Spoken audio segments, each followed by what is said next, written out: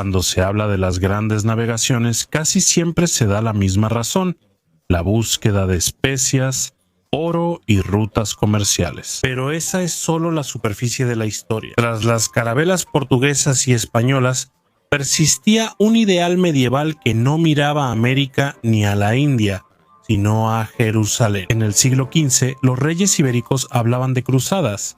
Las órdenes militares financiaban la expansión marítima y los navegantes prometían que sus viajes ayudarían a recuperar Tierra Santa. Y lo que pocos imaginan es que un rey de Portugal envió cartas para movilizar a la cristiandad para una cruzada. Los reyes de España incluso adoptaron el título de rey de Jerusalén, pero ¿cómo fue posible realmente eso?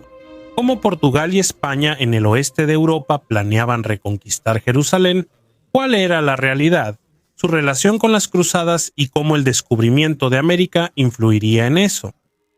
Para entender por qué Jerusalén seguía en el imaginario ibérico del siglo XV, hay que retroceder siglos atrás. Las cruzadas no fueron solo expediciones militares, sino un proceso histórico que influyó en la política, religiosidad e imaginario de la cristiandad europea. Nobles y caballeros de Europa se reunieron, conquistaron y fundaron el reino de Jerusalén.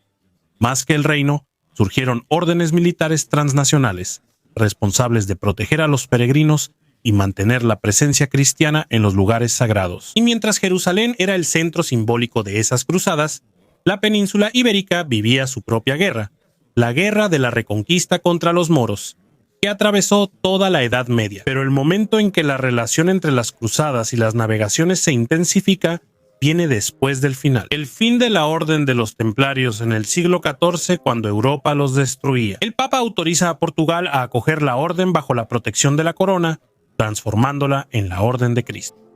Esa orden seguía el ideal de cruzada y conquista. En sus expansiones por Alemania, se convirtió en la orden más grande y relevante de Portugal, conquistando posiciones y ciudades importantes en el norte de África.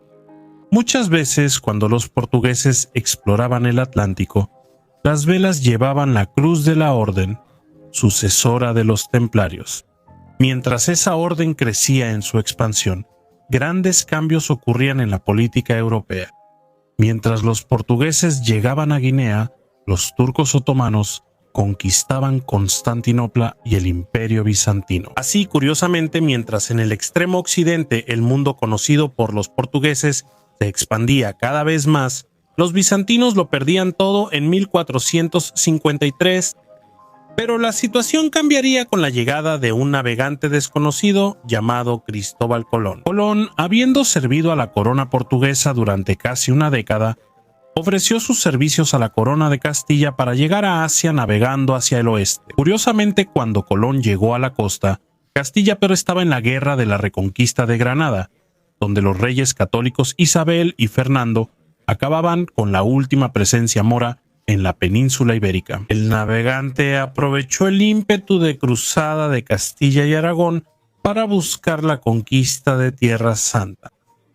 En la biografía de Isabel de Castilla de Gilles Stremlet, se destaca que Colón buscaba persuadir a los reyes para enviar su escuadra al oeste. Decía que su aventura ayudaría a Isabel y a su esposo a enviar una última cruzada para recuperar Jerusalén, las Tierras Santas. Siempre que el navegante no lograba atraer a los monarcas con la codicia.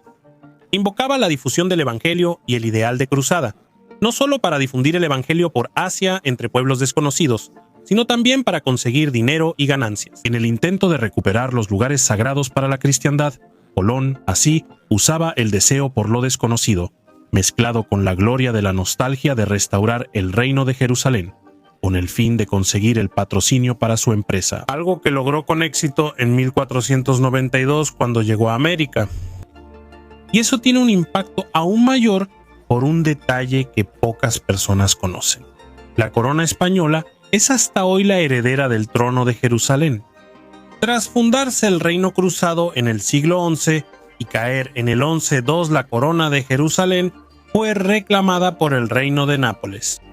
Y, curiosamente, cuando el gran capitán Gonzalo Fernández de Córdoba derrota a los franceses y conquista el reino de Nápoles para la corona de Aragón, los reyes españoles pasan a ser también por derecho, reyes de Jerusalén. No es casualidad que este título sea ostentado hasta hoy por el rey de España, Felipe VI, y este título acompaña a los reyes de España desde la época de los reyes católicos. Pero los tronos de Castilla y Aragón no frenaron sus pretensiones de expandirse hacia Tierra Santa.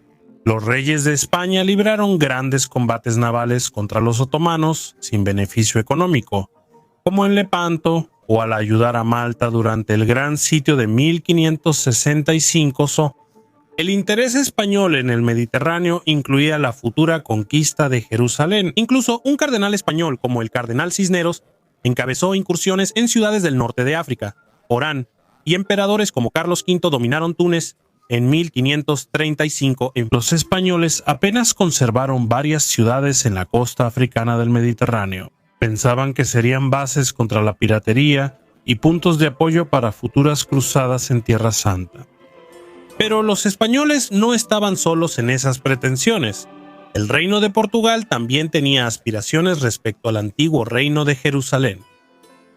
Don Manuel, contemporáneo de los reyes católicos, patrocinó los viajes de Vasco da Gama, quien llegó a la India, y de Afonso de Albuquerque, quien cerró el Océano Índico a la navegación mameluca y otomana. Y además de la rivalidad con los mamelucos, el rey portugués intentó varias veces movilizar al mundo cristiano para una cruzada en Tierra Santa. Como bien señala el historiador Paulo Drummond Braga en su obra sobre Don Manuel, al mismo tiempo Don Manuel I se fue esforzando en la tan soñada cruzada contra Jerusalén. En 1506 buscó la colaboración del papado, del Sacro Emperador Romano Germánico, de Fernando el Católico y de los reyes de Francia, Inglaterra y Hungría. De nuevo su interés volvió a ese asunto en 1517, año en que el sultanato mameluco de El Cairo cayó en manos de los otomanos. Afonso de Albuquerque lideró a los portugueses en el dominio del estrecho de Ormuz, construyendo el fuerte de Nuestra Señora de la Concepción y conquistando Mascate, hoy capital de Omán. Afonso de Albuquerque construyó el fuerte del Almirante y el fuerte oriental, donde los portugueses tenían almacenes, capillas y guarniciones. En resumen, los portugueses llevaban las fortalezas existentes en Marruecos también a la península arábiga. Así los portugueses soñaban con conquistar la Meca, capital de los infieles, y luego la Tierra Santa, con flotas imparables en el Índico y el Mar Rojo. Los portugueses prohibieron la navegación mameluca y otomana en el Océano Índico, lo que después llevaría a la icónica batalla de Diu, donde 18 barcos portugueses derrotaron a más de 200 barcos de una coalición formada entre los mamelucos y los sultanatos indios. Así los portugueses ya dominaban el Índico. Solo faltaban hombres para emprender la conquista, ya que toda la población sumada de Portugal en ese momento no pasaba de 1 millón de habitantes. Aunque muy poderosos, los portugueses eran pocos y requerían soldados de otros reinos cristianos para tal empresa. Sin embargo, como dice Paulo Drummond, otras demandas del gobierno de Don Manuel hicieron que ese sueño de cruzada se pospusiera más. En 1517 surge la Reforma Protestante. Incluso antes, los franceses llegaban a la América portuguesa para extraer palo de Brasil, aprovechando la falta de asentamientos portugueses.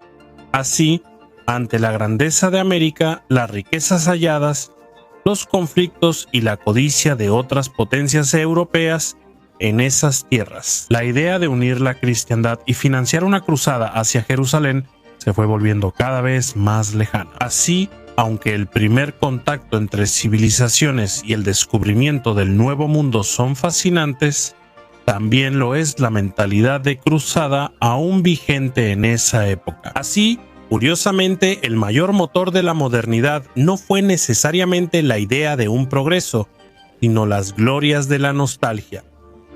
¿Sabías de la pretensión de los reinos ibéricos sobre Tierra Santa? ¿Qué fue lo que más te sorprendió? Así que deja tu comentario ahora mismo para fortalecer nuestro trabajo y aprovecha para hacerte miembro del canal en este momento. Obtén acceso a contenido exclusivo. Así no solo apoyas nuestro trabajo, sino que también profundizas en la apasionante historia ibérica.